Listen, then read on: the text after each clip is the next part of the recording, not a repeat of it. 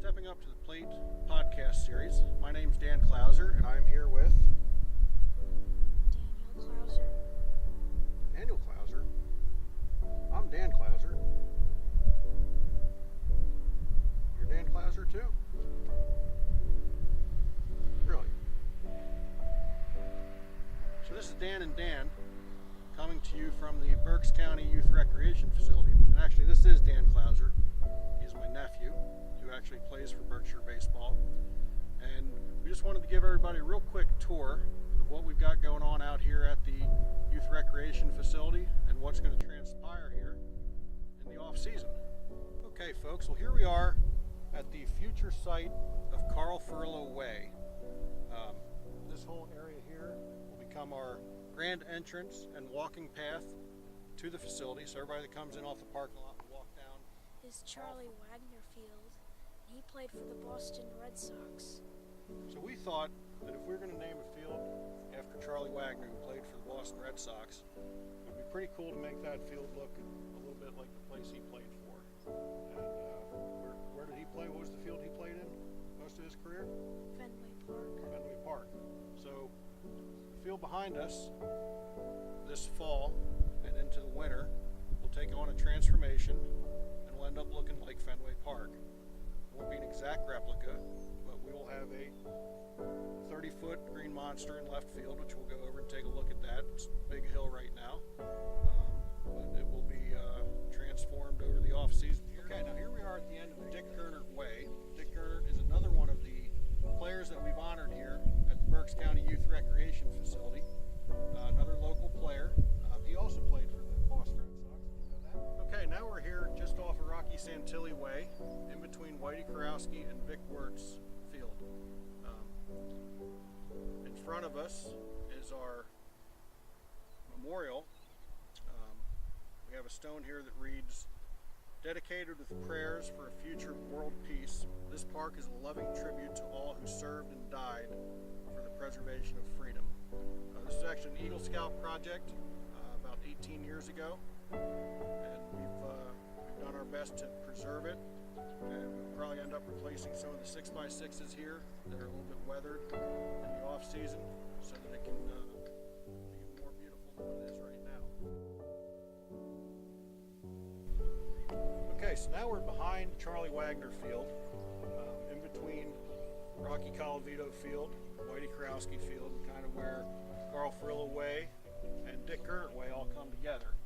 And this section of our concession stand here, we have a little bit of a description of all the players that we're honoring here at the facility. Again, they all have ties to Berks County. We've mentioned several of them already.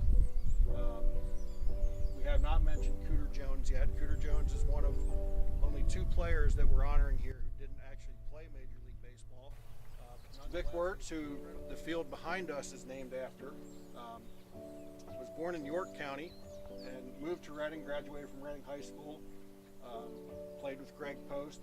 He's actually the gentleman that hit the ball that Willie Mays caught in the 1954 World Series that is now known just as the catch, which was the over-the-shoulder catch that Willie Mays caught at the Polo Grounds. And Vic Wertz is the one who hit that ball.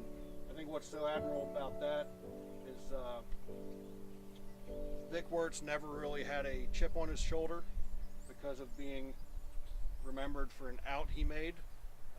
He actually took it with dignity and kind of said, if I would have hit a home run in that situation, no one would actually remember my name. So I think that's kind of admirable.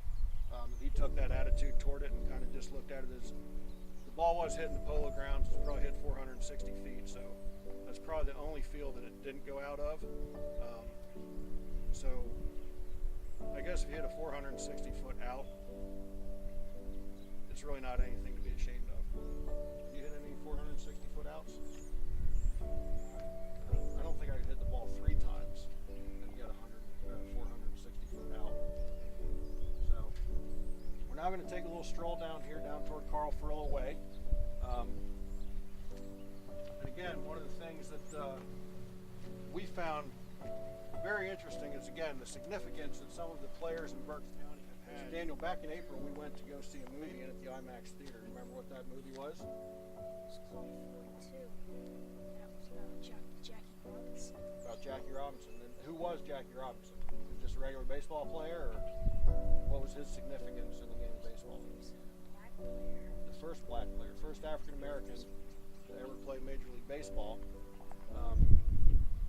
And he really didn't just change baseball, but he really changed society and the way we look at society. And again, I think what's significant, and I don't think a lot of people realize this, that Berks County actually had ties to a very important part of, again, not just baseball history, but American history. And the fact that Carl Furillo was a teammate of Jackie Robinson's during that time. And, Carl was actually a very unsung hero throughout his playing career. He ended up finishing his career with a 299 lifetime average, was best known for his arm. His nickname was the Reading Rifle.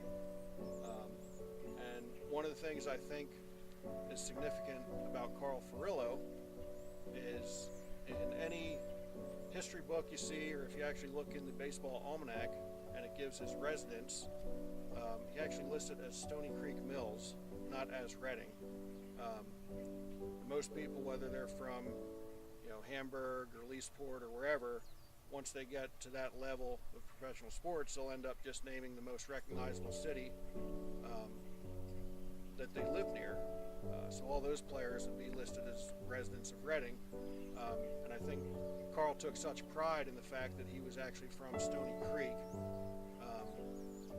that he really went out of his way to make sure that. Now we're going to head over here to Rocky Colavito Field. And Rocky Colavito Field is one of the fields that this spring got a big facelift throughout our efforts. There was no fence out there in center field or right field or left field at this time last year.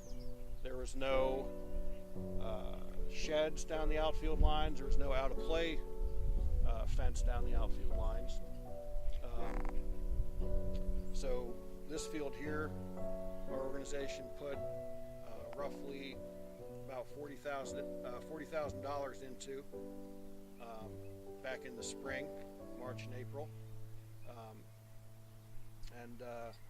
Next year, we will also end up putting probably another $15,000 into it, as we're going to go in and regrade the infield, resod the grass in the infield, and pretty much what they refer to as pitcher framing the infield, where our helper from King Sports Turf, Todd Vanek, and our good friend over at the Reading Phillies, Dan Douglas, who have been very instrumental in making sure that we make this a great facility and a quality facility. We'll come out here, make sure all the lips are cut out of the infield,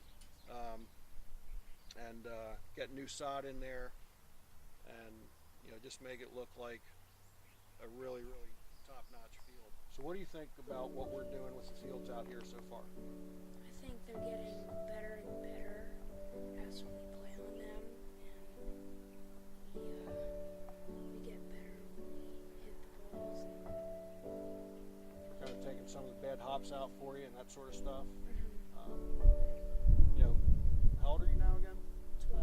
12.